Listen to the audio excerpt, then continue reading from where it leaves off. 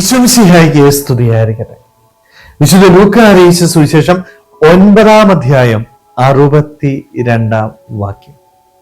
കലപ്പയിൽ കൈവച്ചിട്ട് പിന്തിരിഞ്ഞു നോക്കുന്ന ഒരുവനും സ്വർഗരാജ്യത്തിന് യോഗ്യനല്ല. ഒരു തിരിഞ്ഞു നോട്ടം ജീവിതത്തിൽ വേണ്ട എന്ന് ഈശോ നമ്മളെ ഓർമ്മിപ്പിക്കുകയാണ്.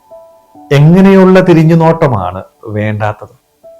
സ്വർഗരാജ്യത്തിലേക്ക് നീ യാത്ര ചെയ്യുമ്പോൾ നിന്റെ ജീവിതത്തില് സ്വർഗത്തിനു വേണ്ടി, ദൈവത്തിനു വേണ്ടി ഉപേക്ഷിച്ചതിലേക്ക് നീ തിരിഞ്ഞ് നോക്കി നിരാശപ്പെടരുത്. ഒരുപക്ഷെ നമ്മളൊക്കെ ഇന്ന് പലപ്പോഴും പല കാര്യങ്ങൾ ഉപേക്ഷിക്കാനായിട്ട് മടിയാണ്. എൻ്റെ സമ്പത്തായിക്കൊള്ളട്ടെ, എൻ്റെ ആരോഗ്യമായിക്കൊള്ളട്ടെ, ഒന്ന് മാറ്റിവെക്കാനായിട്ട്, എൻ്റെ ദൈവത്തിനു വേണ്ടി സന്തോഷത്തോടുകൂടി ഉപേക്ഷിക്കാനായിട്ട് ഇന്ന് എനിക്ക് സാധിക്കുന്നില്ല. കാരണം ഭൗതികതയെ മുറുകെ പിടിച്ചുകൊണ്ട് ഈ ലോക സുഖങ്ങളുടെ പിന്നാലെ പോകുന്ന വ്യക്തികളായിട്ട് നമ്മൾ മാറുകയാണ്. അങ്ങനെയുള്ള നമ്മോടാണ് വചനത്തിലൂടെ ഈശോ ഒന്ന് ഓർമ്മിപ്പിക്കുന്നത്, നീ തിരിഞ്ഞു നോക്കി നിരാശപ്പെട്ട് ജീവിക്കേണ്ട വ്യക്തിയല്ല. നീ സ്വർഗത്തെ ലക്ഷ്യമാക്കി സ്വർഗത്തെ നോക്കി യാത്ര ചെയ്യേണ്ടവനാ. തിരിഞ്ഞു നോക്കിയാല് നിന്റെ ജീവിതം നിനക്ക് നഷ്ടപ്പെട്ടു പോകും. പഴയ നിയമത്തില് ലോത്തിന്റെ ഭാര്യയെ നമ്മൾ കാണുന്നുണ്ട് അല്ലെ. അവർ തിരിഞ്ഞു നോക്കിയപ്പോൾ ഒരു ഉപ്പുതൂണായിട്ട് മാറി. സ്വർഗത്തെ ലക്ഷ്യമാക്കിയുള്ള യാത്രയില് നിന്റെ തിരിഞ്ഞു നോട്ടം നിന്റെ ജീവിതത്തെ പൂർണ്ണമായിട്ട് നശിപ്പിക്കുന്ന ഒന്നാണ്. നീ ദൈവത്തിനു വേണ്ടി ഉപേക്ഷിച്ചൊക്കെയും സന്തോഷത്തോടുകൂടി ഉപേക്ഷിക്കാനായിട്ട് നിനക്ക് സാധിക്കും. അവയോർത്ത് ഒരിക്കലും ജീവിതത്തില് നിരാശപ്പെടരുത്. ഒരുപക്ഷെ നമ്മളൊക്കെ ഇന്ന് നിരാശയിൽ കഴിയുകയാണ്.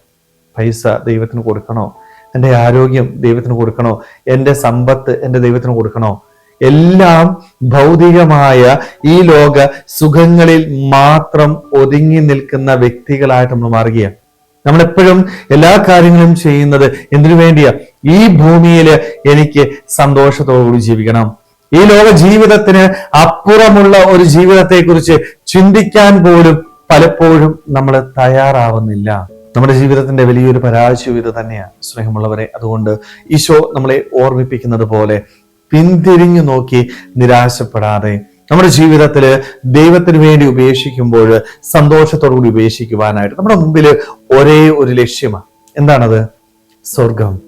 സ്വർഗത്തെ ലക്ഷ്യമാക്കിക്കൊണ്ട് ആ ദൈവസന്നിധി മുന്നിൽ കണ്ടുകൊണ്ട് സന്തോഷത്തോട് യാത്ര ചെയ്യുവാനായിട്ട്, എല്ലാം എൻ്റെ ദൈവത്തിന് വേണ്ടി സന്തോഷത്തോട് ഉപേക്ഷിക്കുവാനായിട്ട്, സ്വർഗം മാത്രമായിട്ട് ലക്ഷ്യമാക്കിക്കൊണ്ട് മുന്നോട്ട് പോകുവാനായിട്ട് നമുക്ക് ഓരോരുത്തർക്കും ആത്മാർത്ഥമായിട്ട് ആഗ്രഹിക്കാൻ പരിശ്രമിക്കാം.